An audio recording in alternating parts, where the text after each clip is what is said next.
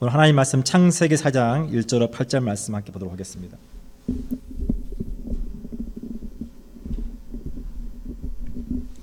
창세기 4장 1절로 8절 말씀입니다.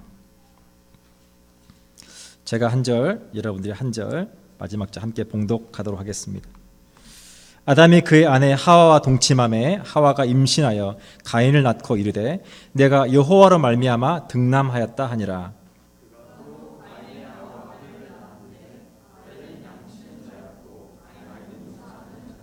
세월이 지난 후에 가인은 땅의 소산으로 제물을 삼아 여호와께 드렸고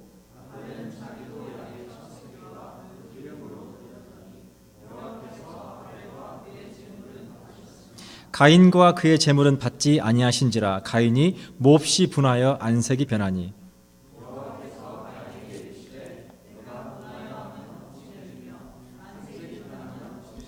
내가 선을 행하면 어찌 낯을 들지 못하겠느냐. 선을 행하지 아니하면 죄가 문에 엎드려 있느니라.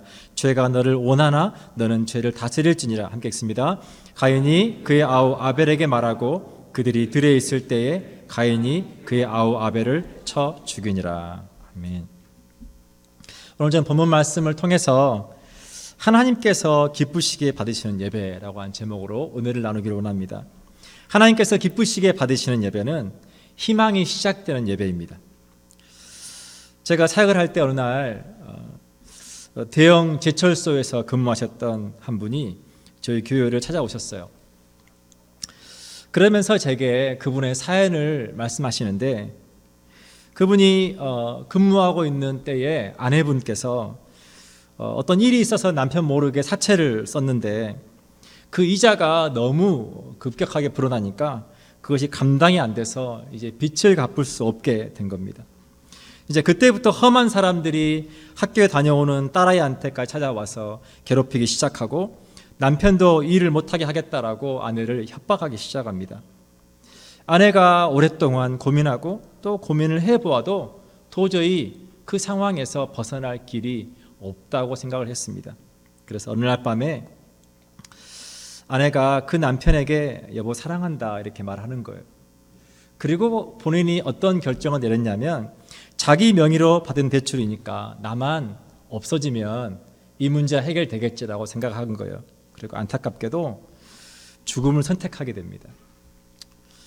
아내를 그렇게 허망하게 보내고 그리고 딸은 위험하니까 친척집에 맡기고 다시 이제 그 사채업자들을 만나서 문제를 해결하고 직장에 복귀하고 다시 딸을 데려오고 싶은데 너무 무서워서 엄두가 나지 않는 거예요. 그래서 그분이 생애 처음으로 교회를 찾아와서 도와달라고 요청을 하시는 겁니다. 그래서 그분이 오셔서 하시는 말씀이 목사님 기도해 주세요 라고 부탁하시는 거예요. 제가 그분에게 복음을 전하고 선생님 이제부터 혼자가 아니십니다. 하나님과 함께 가십시오 라고 했을 때 그분의 표정을 잊을 수가 없어요. 얼마나 그분 마음 가운데 그것이 힘이 되고 위로가 되는지. 사랑하는 여러분, 우리가 하나님을 믿는다라고 하는 것은 우리의 삶 가운데 하나님으로부터 희망이 시작된다는 것을 의미합니다. 아멘이십니까?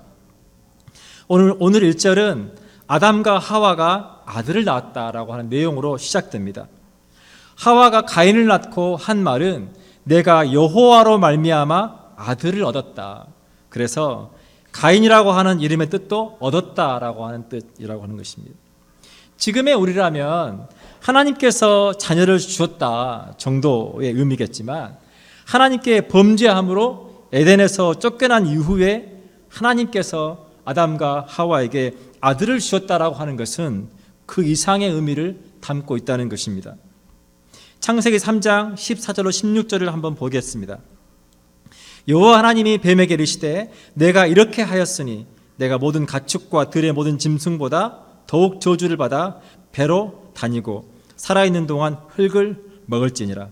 내가 너로 여자와 원수가 되게 하고 내 후손도 여자의 후손과 원수가 되게 하리니 여자의 후손은 내 머리를 상하게 할 것이요 너는 그의 발꿈치를 상하게 할 것이니라 하시고 또 여자에게 이르시되 내가 내게 임신하는 고통을 크게 더하리니 내가 수고하고 자식을 낳을 것이다. 비록 고통과 수고가 더해졌지만 자식을 낳았다라고 하는 것은 사람을 창조하시고 그리고 그들에게 주셨던 그 하나님의 그 복이 회복되었다는 것을 의미합니다. 창세기 1장 27절 28절에서 하나님이 자기 형상 곧 하나님의 형상대로 사람을 창조하시되 남자와 여자를 창조하시고 하나님이 그들에게 복을 주시며 하나님이 그들에게 이르시되 생육하고 번성하여 땅에 충만하라 땅을 정복하라 바다의 물고기와 하늘의 새와 땅에 움직이는 모든 생물을 다스리라 하시니라. 하나님께서 그들에게 먼저 주신 복이 무엇이냐면 생육하고 번성하여 땅에 충만한 것이었습니다. 그래서 그들이 죄를 짓고 나서 에덴에서 쫓겨난 이후에 그들이 아들을 얻었다라고 하는 말의 의미는 그들과 하나님의 관계가 다시 회복되었다.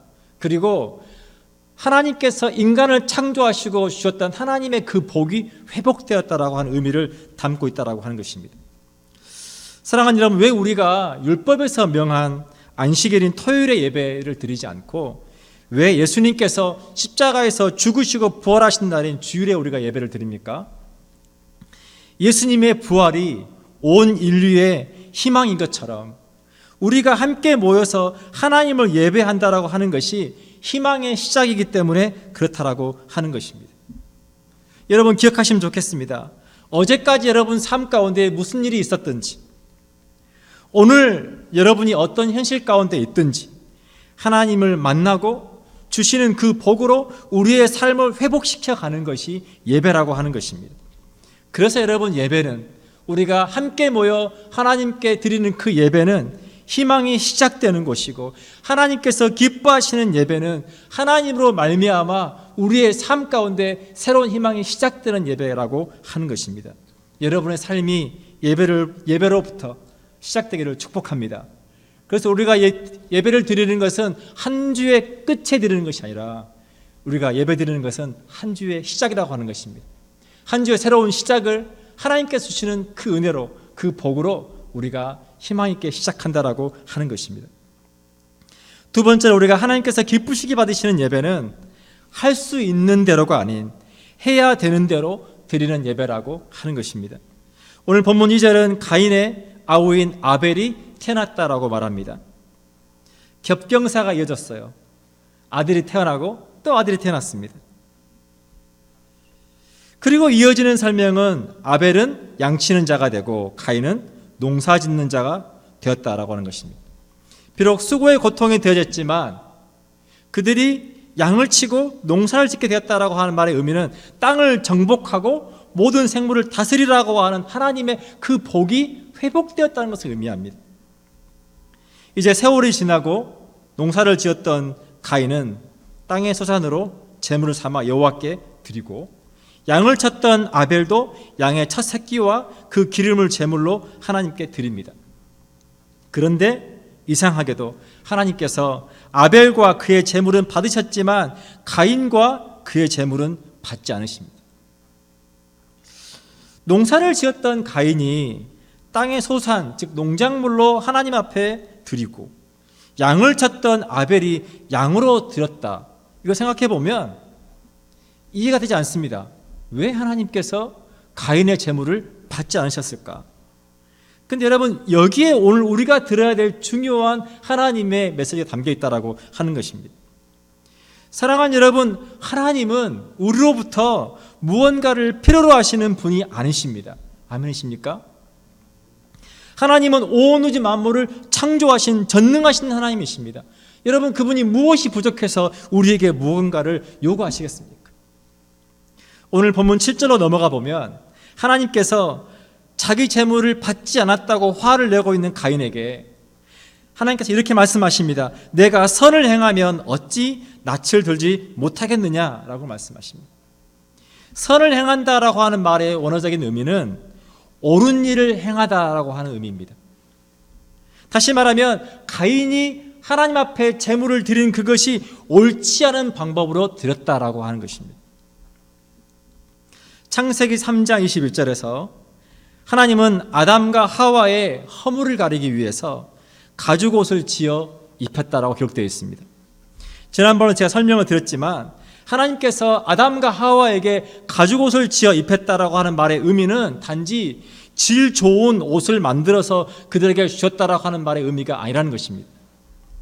하나님께서 창조하시고 보시기에 좋았던 어떤 짐승이 그들의 허물을 덮기 위해서 희생되었다라고 하는 것을 의미한다는 것입니다. 이를 통해서 하나님께서 가인과 아벨에게 드리라고 하신 그 제물이 짐승을 희생제물로 드리는 것이었음을 저희가 생각해 볼 수 있습니다. 사랑하는 여러분, 오해하지 마십시오. 하나님은 희생제물의 피를 좋아하시거나 고기를 태운 냄새를 즐기는 분이 아니십니다. 희생제물로 드려진 그 울부짖는 짐승들의 소리, 바닥에 흥건한 피, 그리고 그 고기와 가죽과 내장과 살이 타는 그 냄새들, 하나님께 희생제물이 드려지는 그 현장은 끔찍한 곳이었습니다. 하나님께서 왜 그러한 방법으로 하나님께 제물을 드리라고 했을까요? 그 이유는 너무나 간단합니다. 하나님의 백성들에게 죄의 결과가 얼마나 무서운지, 죄가 얼마나 끔찍한 것인지 하나님께서 보여주시기 위해서 선택하신 최악의 방법이라고 하는 것입니다. 하나님께서 기뻐하셔서 그렇게 하신 것이 아니라고 하는 것입니다. 그런데 아벨이 가인이 하나님께서 정하신 방법으로 드리지 않고 자기가 드리고 싶은 대로 제물을 드렸다라고 하는 것입니다. 이사야서 1장 10절로 13절은 우리에게 이렇게 말씀하십니다. 너희 소돔의 관원들아, 여호와의 말씀을 들을지어다. 너희 고모라의 백성아, 우리 하나님의 법에 귀를 기울일지어다. 여호와께서 말씀하시되 너희의 무수한 재물이 내게 무엇이 유익하뇨? 나는 순양의 번제와 살진 짐승의 기름에 배불렀고 나는 수송아지나 어린 양이나 순념소의 피를 기뻐하지 아니하노라. 나는 그것 때문에 기쁘지 않다. 너희가 내 앞에 보이러 오니 이것을 누가 너희에게 요구하였느냐? 내 마당만 밟을 뿐이니라. 헛된 재물을 다시 가져오지 말라. 분향은 내게 가증히 여기는 바요, 월삭과 안식일과 대회로 모이는 것도 그러하니 성회와 아울러 악을 행하는 것을 내가 견디지 못하겠노라. 죄를 짓지 말라고, 그 죄의 결과가 얼마나 무서운 것인지 끔찍한 것인지 그것을 깨달으라고 희생제물을 드리라고 했는데, 그들의 삶에서 실컷 죄를 짓고 와서 하나님 앞에 종교적인 모습으로 제물을 드리는 그 모습이 하나님께서 지겹다는 거예요. 꼴도 보기 싫다는 거예요. 사랑하는 여러분, 왜 우리가 성만찬을 하나님 앞에 올려드립니까? 우리가 빵 조각을 먹고 포도주스를 마시면서 우리가 하나님 앞에 어떤 종교적인 멋진 의식을 치르는 게 아닙니다. 우리 죄가, 저와 여러분의 죄가 예수님을 죽게 했다는 것을 기억하라고 하는 거예요. 우리가 그 빵을 통해서 우리 죄 때문에 찢기신 예수님의 몸을 기억하라는 거예요. 우리가 포도주스를 통해서 저와 여러분의 죄 때문에 예수님께서 흘리셔야 했던 그 피를 기억하라는 거예요. 얼마나 우리의 죄가 끔찍한 것인지, 얼마나 우리의 죄가 무서운 것인지를 깨달으라는 거예요.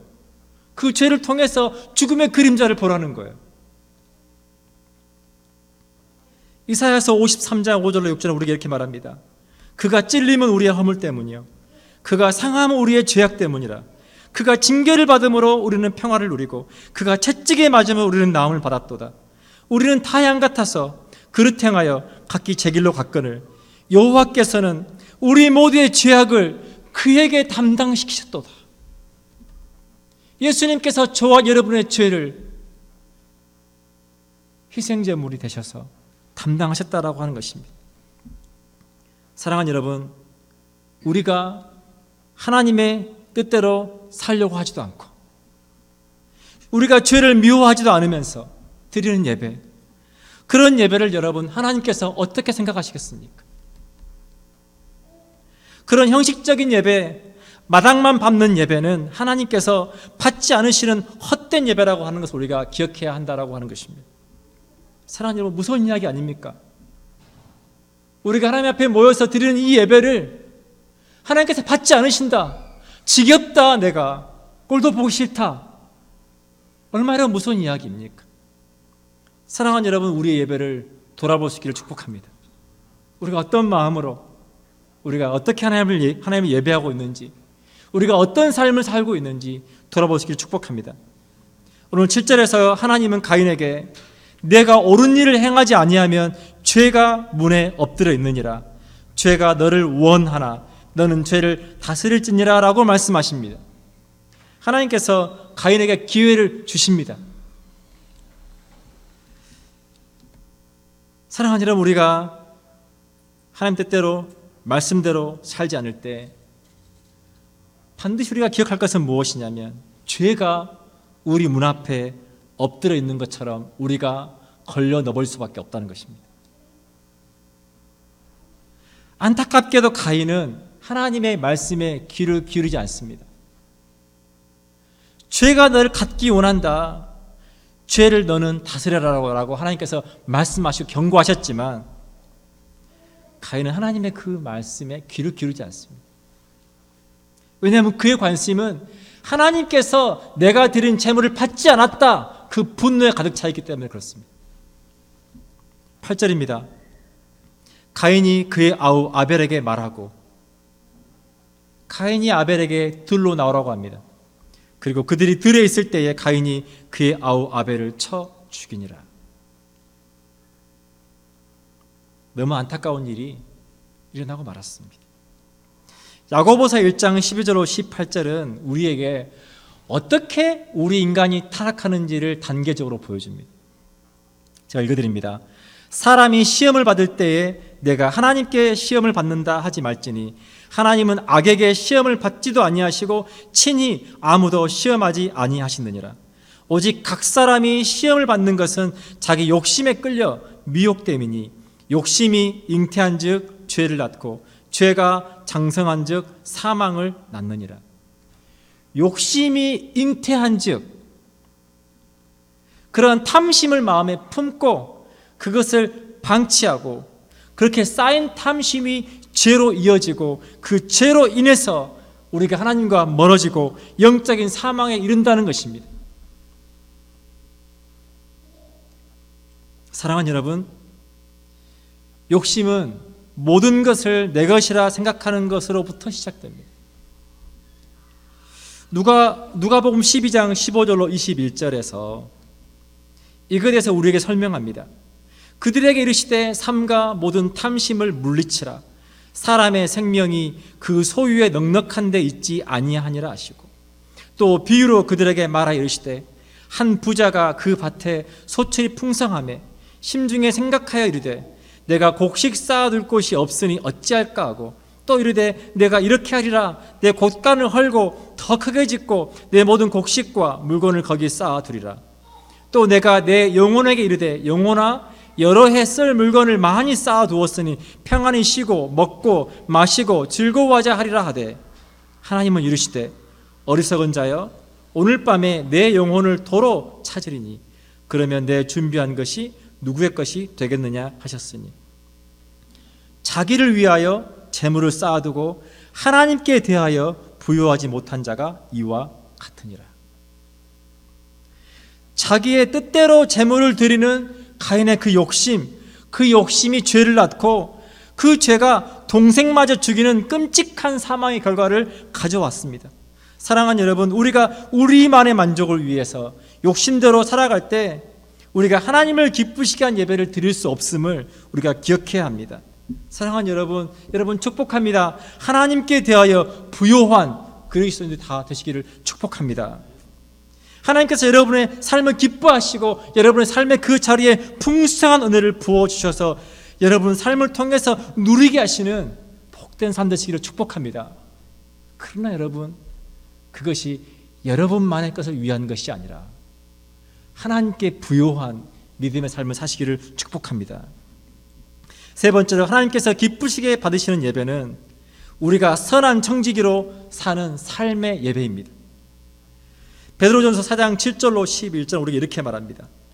만물의 마지막이 가까웠으니 그러므로 너희는 정신을 차리고 근신하여 기도하라. 무엇보다도 뜨겁게 서로 사랑할지니 사랑은 허다한 죄를 덮느니라. 서로 대접하기를 원망 없이 하고 각각 은사를 받은 대로 하나님의 여러 가지 은혜를 맡은 선한 청지기 같이 서로 봉사하라. 만일 누가 말하려면 하나님의 말씀을 하는 것 같이 하고 누가 봉사하려면 하나님이 공급하시는 힘으로 하는 것 같이 하라. 이는 범사에 예수 그리스도로 말미암아 하나님이 영광을 받으시게 하려 함이니 그에게 영광과 권능이 세세에 무궁하도록 있느니라. 아멘. 만물의 마지막이 가까웠다. 그러므로 너희는 정신을 차리고 근신하여 깨어있어 살아가라. 너희가 뜨겁게 서로 사랑할지니 각각 은사를 받은 대로 하나님께서 너희를 축복하신 대로 너희가 그 은혜를 맡은 선한 청지기 같이 서로 봉사하라. 그래서 너희가 누군가를 섬길 때 너희 힘으로 한다고 생각하지 말고 내가 너에게 주는 그 힘으로 너희가 섬기고 사랑하고 나누라라고 하는 것입니다. 사랑하는 여러분, 여러분이 드리는 예배가 하나님께서 기쁘게 받으시는 예배인지 돌아보시기를 축복합니다. 기도하겠습니다.